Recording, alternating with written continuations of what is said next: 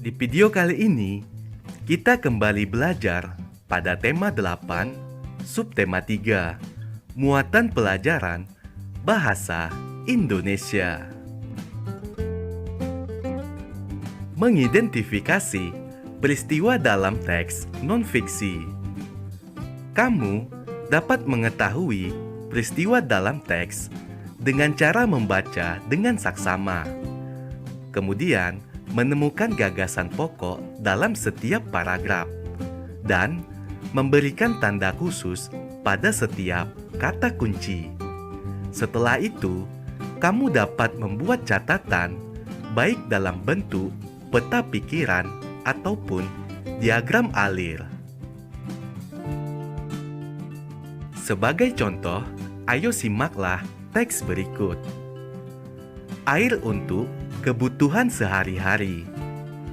Air yang menutupi bumi hampir 97% berupa air laut. Air laut memiliki rasa asin.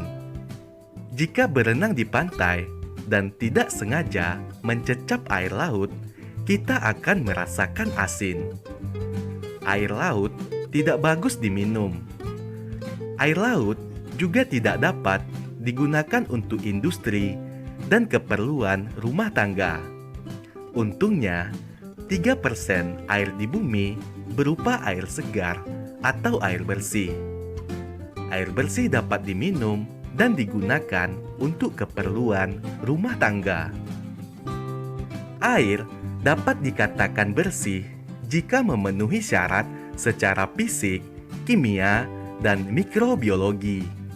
Secara fisik, air bersih harus jernih atau tidak keruh, tidak berwarna, tidak berasa, dan tidak berbau. Air bersih juga tidak mempunyai endapan dan suhunya sejuk, antara 10 derajat sampai dengan 25 derajat Celcius. Secara kimia, air bersih tidak boleh mengandung zat kimia berlebihan dan zat beracun. Air bersih harus mengandung cukup yodium. Sementara, secara mikrobiologi, air bersih tidak boleh mengandung kuman penyakit seperti disentri, tipus, dan kolera. Air bersih dibutuhkan manusia dalam jumlah yang sangat besar untuk memenuhi kebutuhan. Air dapat diambil dari sungai-sungai terdekat. Caranya, air sungai dialirkan dan disimpan dalam tangki penampung yang sangat besar. Kemudian, ditambahkan sejumlah kecil gas klorin untuk membunuh kuman berbahaya. Selanjutnya, air dipompa melalui pipa bawah tanah menuju rumah penduduk untuk keperluan sehari-hari. Selain sungai, sumber air bersih juga didapatkan dari penggalian tanah yang disebut sumur. Sumur dibuat oleh masyarakat sebagai sumber air untuk keperluan sehari-hari. Pada zaman dahulu, orang menggunakan timba untuk mengambil air di sumur. Sekarang, masyarakat menggunakan pompa air bertenaga listrik. Air dipompa dan dialirkan ke atas melalui pipa menuju bak penampung air, kamar mandi, serta dapur. Ayo perhatikan gambar berikut. Gambar ini merupakan peta pikiran terhadap teks yang baru saja kamu simak. Pada bagian tengah atau titik pusat peta pikiran adalah judul dari teks tersebut, yaitu air untuk kebutuhan sehari-hari. Selanjutnya, pada peristiwa 1 merupakan bagian dari paragraf 1. Peristiwa 2 bagian dari paragraf 2. Peristiwa 3 paragraf 3 dan peristiwa 4 diambil dari paragraf yang keempat. Menjelaskan peristiwa penting, teks non-fiksi dengan menjawab pertanyaan. Dalam menemukan peristiwa yang terdapat pada teks, terlebih dahulu kita perlu membaca dan memahami isi teks dengan baik. Semua peristiwa tersebut dapat kita temukan dengan menjawab pertanyaan-pertanyaan yang diajukan. Salah satu cara membaca yang baik adalah dengan membaca dalam hati atau tidak bersuara. Sebagai contoh, ayo simaklah cuplikan teks berikut. Air adalah sumber daya alam yang sangat penting untuk menjaga kesehatan tubuh. Oleh karena itu, sebagai seseorang yang akan selalu menggantungkan diri pada air, kita memang sudah seharusnya untuk menjaganya. Meskipun air termasuk sumber daya yang terbarukan, namun untuk air bersih, ternyata sumber daya ini tidak dapat diperbarui. Keberadaan air bersih yang terus berkurang setiap tahunnya membuat kita terus waspada akan persediaannya.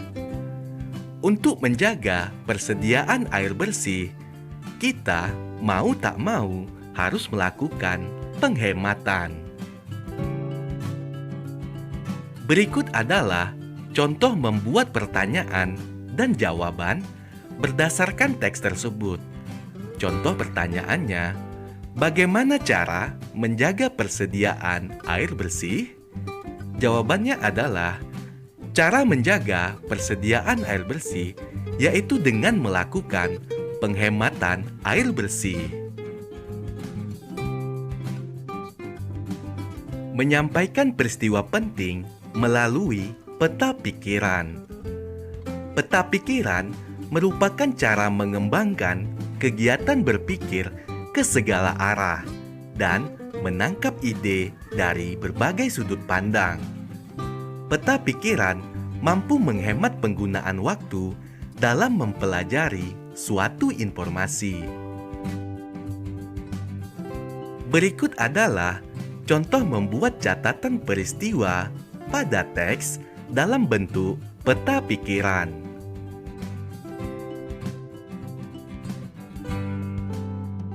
Menjelaskan peristiwa penting dari teks non-fiksi melalui diagram alir.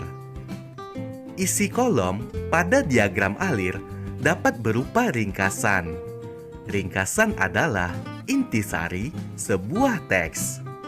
Dalam meringkas, urutan setiap peristiwa pada teks harus sesuai dengan isi teks sebenarnya. Setelah selesai meringkas, masukkan ringkasan tersebut ke dalam kolom-kolom yang sesuai pada diagram alir. Menuliskan peristiwa dari teks non-fiksi dalam bentuk peta pikiran. Peta pikiran mampu memangkas waktu sehingga lebih efektif.